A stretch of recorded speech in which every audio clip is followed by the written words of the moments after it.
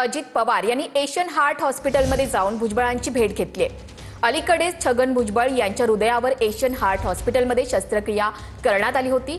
फडणवीस यांनी छगन भुजबळ यांची भेट घेतल्यानंतर आता अजित पवार यांनी सुद्धा छगन भुजबळ यांची हॉस्पिटलमध्ये जाऊन भेट घेतली।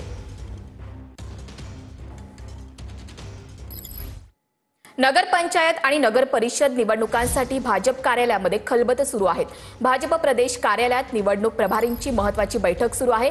उमेदवारी अर्जांची पडताळणी पूर्ण झाल्यानंतर अर्ज मागे घेण्याची प्रक्रिया आता उद्यापासून सुरू होणार आहे।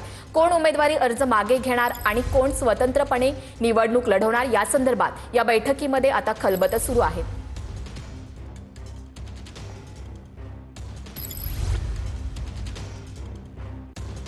अनगर नगर पंचायती समोर भाजपने जल्लोष करत अजित पवारांना आव्हान दिले। सोलापुरात विजयानंतर भाजपचा हा जल्लोष आणि अजित पवारांना इशारा। अनगरच्या निवडणुकीत राजन पाटलांची सून बिनविरोध झाल्याचा दावा आहे। आमचा नाद करू नका, भाजपात गेलेल्या पाटलांनी दादांना हा इशारा दिलाय।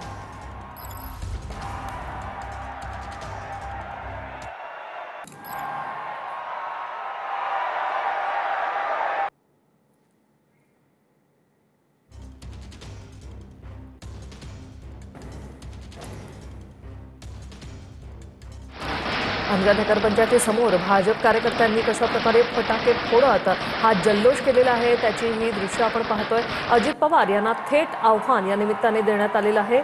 भाजपच्या पाटलांनी अजित पवार यांना हे थेट आव्हान दिलेलं आहे।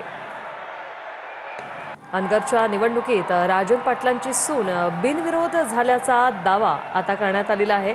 कार्यकर्त्यांनी अगदी फटाके फोडत एकमेकांना पेढे भरवत जल्लोष केलेला आहे। नाचगाणी सध्या सुरू आहे तर फुगडी देखील पाटलांकडून खेळण्यात आलेली आहे।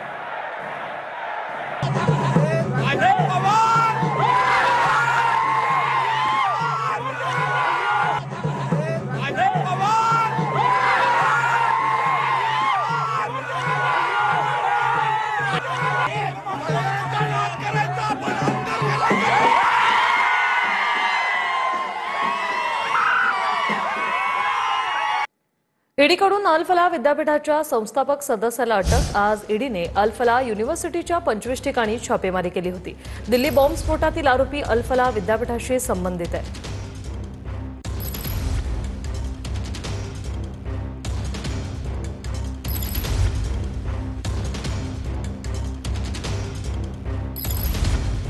पॅटर्न फेम पिट्याभाईचा भाजपमध्ये प्रवेश। रवींद्र चव्हाण यांच्या उपस्थितीत अभिनेते रमेश परदेशी यांचा भाजपात प्रवेश।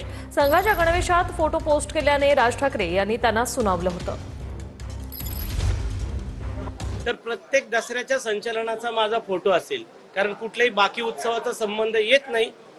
परंतु राजसाहेबांनी सुनावलं वगैरे असं नाही, कारण ते कुटुंब प्रमुख आहेत आणि राजसाहेब हे खूप मोठे आहेत। त्यामुळे त्यांनी काही बोललं तरी एक कुटुंब प्रमुख या नात्याने आम्ही तेवढंच खिलाडू वृत्तीने ते घेतो। प्रश्न असा आहे की संघ, राष्ट्रीय सेवक संघ हा माझ्या संस्काराचा भाग आहे। कुठेतरी सगळे परत बदलत असलेल्या या सगळ्या परिस्थितीत मला असं वाटलं की आता आपण काहीही झालं तरी आपण आपल्या विचारासोबत राहिलं पाहिजे, म्हणून इथे